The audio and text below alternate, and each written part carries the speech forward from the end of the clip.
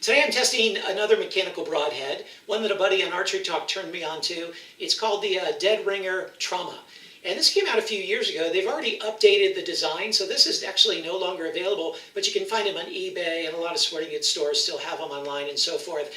One thing that makes it really interesting is it has a set screw here that allows you to adjust its cutting diameter from 2.5 inches, that's the small, to the maximum of 3 1/8 inches. So that's quite a cut. And you can vary it based on the kinetic energy that you're using in your shot, as well as the quarry, the animal that you're pursuing. And so here's the pack of them. They come through to a pack. Again, you can get them pretty inexpensive because they no longer are making these. And so I want to test it through the mediums that I usually use for mechanicals. It's designed to simulate an animal. I know it's not an animal, so you don't have to write me on my YouTube channel and say, hey, this isn't a real animal. I understand that.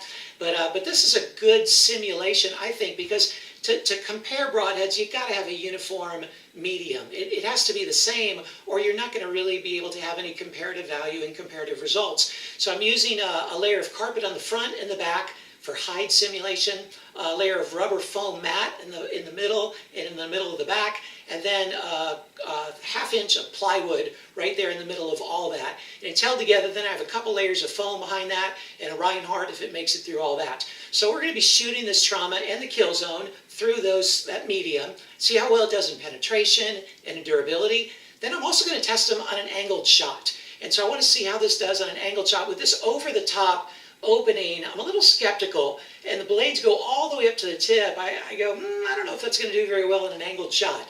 So let's see how it performs. First, I'm going to shoot the Dead Ringer Trauma, and then the kill zone.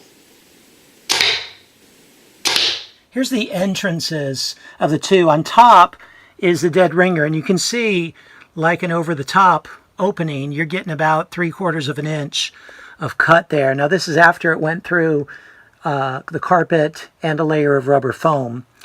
And then with the kill zone, you see it got a wider cut there. It's still, the blades didn't fully deploy because they got stuck in the wood and one of the blades fell off.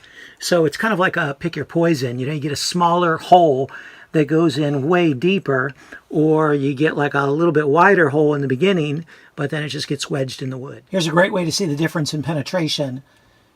The trauma went through with blades intact all the way through this half-inch plywood and a few layers of carpet and foam, and the blades are still pristine. The NAP kill zone, the tip went through the wood and the carpet, but did not make it through the last 2 layers of foam, and the blades did not go through the plywood. Now I'm going to shoot the trauma at an angle and see how well the blades open.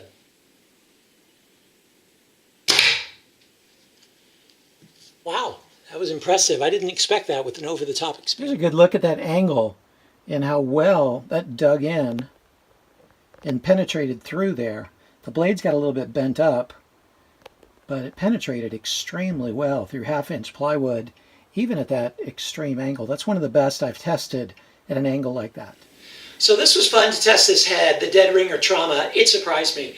It surprised me by its penetration. It surprised me with its durability. It just doesn't look like it's going to be that durable, but it actually was. It surprised me especially with its angled shot penetration and durability. Very impressive. For what it was, I was just impressed. If you're willing to go with an over-the-top design, you're getting less of a cut, right? You're getting about 3/4 of an inch cut on the initial impact, but it is going to open really wide, and you're going to get a lot of internal damage, and if it pokes through the other side, you're going to get a huge gaping wound. So if you're willing to go with an over-the-top, this is certainly a good choice.